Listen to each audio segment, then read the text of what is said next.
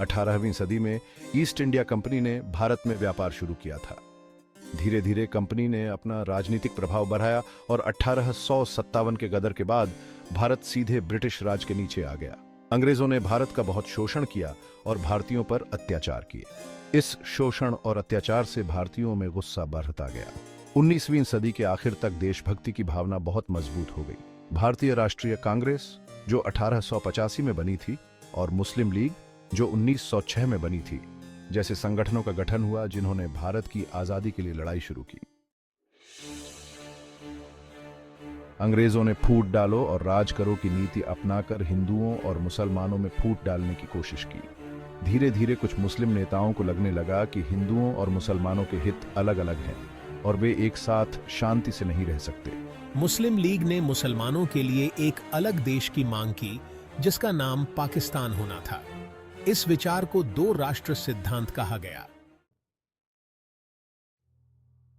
दूसरे विश्व युद्ध के बाद ब्रिटेन कमजोर हो गया और उसने भारत को आजादी देने का फैसला किया, लेकिन हिंदू और मुस्लिम नेताओं के बीच सत्ता के बंटवारे पर सहमति नहीं बन पाई। पूरे देश में सांप्रदायिक दंगे भड़क उठे, जिनमें हजारों बेगुनाह लोग मारे गए। जून 1947 में भारत के अंतिम वायसराय लॉर्ड माउंटबेटन ने एक योजना पेश की जिसके तहत भारत का बंटवारा दो स्वतंत्र देशों, भारत और पाकिस्तान में होना था। बंटवारे की रेखा, जिसे रेडक्लिफ रेखा कहा जाता है, सर सिरिल रेडक्लिफ ने खींची थी। विभाजन की त्रासदी, हिंसा और विस्थापन। 15 अगस्त 1947 को भारत और पाकिस्तान आजाद हो गए, लेकिन विभाजन एक बहुत बड़ी त्रासदी बन गया। लाखों हिंदुओं, मुसलमानों और सिखों को अपना घर बार छोड़कर सरहद पार करनी पड़ी। हिंसा और दंगों में लगभग 20 लाख लोग मारे गए।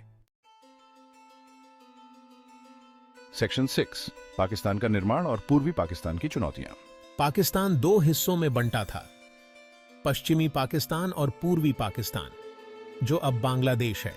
पूर्वी पाकिस्तान, जो पश्चिमी पाकिस्तान से भौगोलिक रूप से अलग था, को राजनीतिक और आर्थिक रूप से पीछे धकेल दिया गया। सेक्शन 7, बांग्लादेश मुक्ति संग्राम और उसके बाद। 1971 में पश्चिमी पाकिस्तान के शोषण और अत्याचार के खिलाफ पूर्वी पाकिस्तान में एक सशस्त्र विद्रोह शुरू हो गया, जिसे भारत का समर्थन प्राप्त था। यह युद्ध 9 महीने तक चला और बांग्लादेश के निर्माण के साथ खत्म हुआ। सेक्शन 8, आजादी के बाद भारत, पाकिस्तान और बांग्लादेश के रिश्ते। विभाजन के बाद से ही भारत और पाकिस्तान के रिश्ते तनावपूर्ण रहे हैं। दोनों देशों के बीच कश्मीर मुद्दे को लेकर कई युद्ध हो चुके हैं।